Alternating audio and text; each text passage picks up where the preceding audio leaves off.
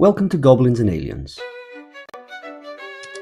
For this Orktober installment, I'm taking inspiration from the majestic beauty of autumn. As seasons go, it's one of my top 4. The change in colours are striking, visually rewarding, and follow the rules of colour theory, which is handy. We are also going on a family holiday to North Berwick, a stunning part of Scotland. I will bring a small painting kit to enjoy some hobby time away from home. The last time I brought a holiday hobby kit, I focused on object source light. This time, I want to explore and implement some colour theory. I'm starting with this sub-assembled model of an Orktober, and I've primed in black.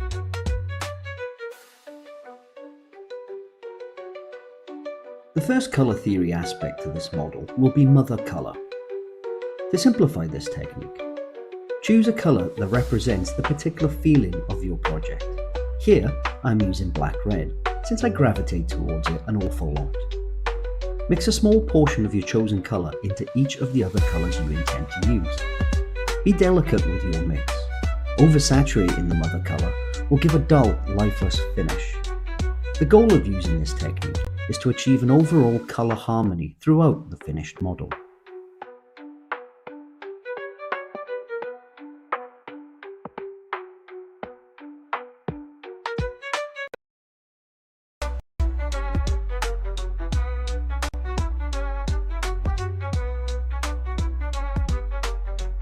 The second portion of colour theory I'd like to bring to your attention is the 60-30-10 rule. This is commonly used in photography and film, but you can find examples in other areas of art. The rule is to dedicate 60% of your image to your core colour, 30% to your main colour, and 10% for an accent colour. It's not a strict rule of using only 3 colours in that exact ratio. You can slide the numbers up and down to suit your project. There are plenty of colours that are already decided for you, for instance belts, boots and metallics. They don't have to be the main focus unless you want them to be. On this orc, the 60% colour is on his armour, the 30% on his shield and axe, and the 10% will be his skin.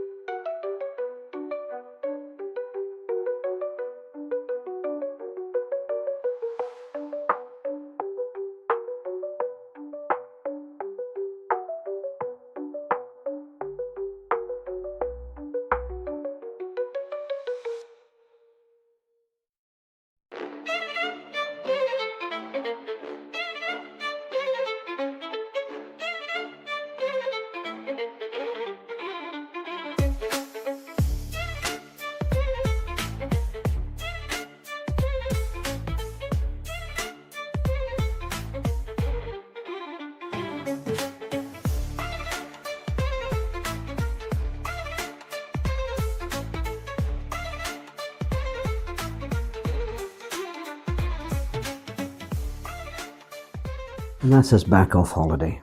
I didn't get around to finishing this model. I've pretty much done the armour. It needs a few tweaks. But the face and the shield and the axe, I'm going to continue to paint here. And I will use the exact paints that I've taken with me, just to keep that theme running. And see how far we can push this using some colour theory.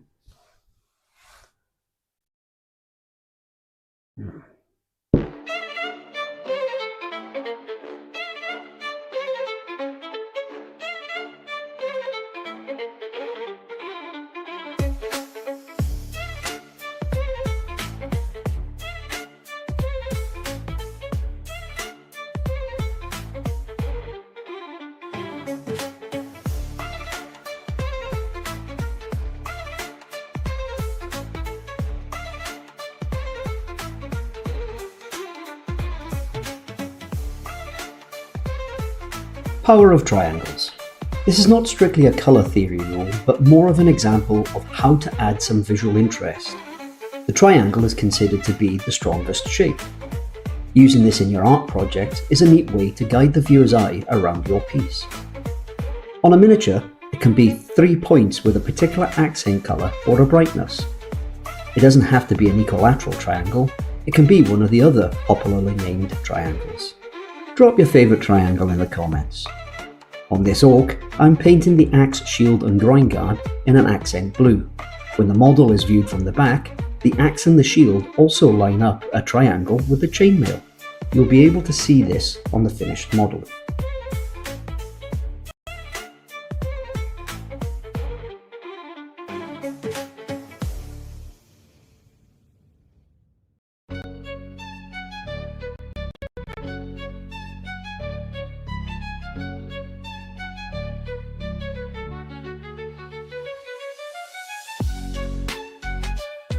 Temperature contrast. When people talk about contrast in painting, they often refer to the difference between light placement and shadow. They can also refer to the contrast between the colour on the colour wheel. These are both valid examples of contrast in miniature painting, but what I would like to bring your attention to is the contrast in temperature. Yes, I'm aware this sits heavily in the zone of colour contrast, but hear me out. This model is 60% orangey brown. Opposite this tone on the colour wheel is blue, which is a great use of colour contrast. What you need to take into consideration is the temperature of these colours. Simply picking blue isn't always enough. If the blue you choose has a more purple or a green tone to it, you may have picked a warm version of blue. On the axe, shield and the chains, I've pushed the brightness into a coal tone. This has given it the temperature shift that I wanted in the contrast. So next time you pick an accent colour, take a moment to think about the temperature contrast and how it can elevate your painting project.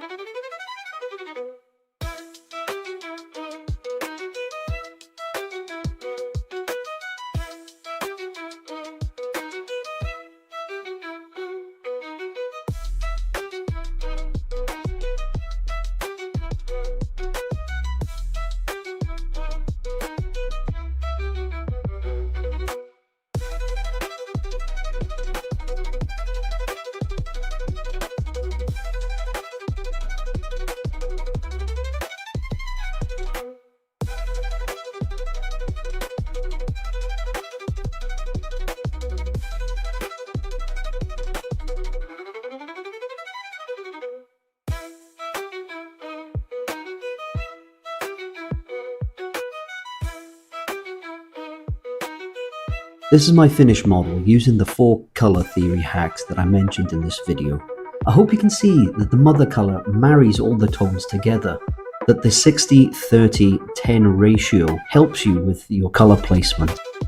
The power of a triangle guiding your eye around the model, and that the contrast used in temperature is a neat way of giving that extra oomph to your model. If you use any of these colour theory techniques, let me know how you get on with them.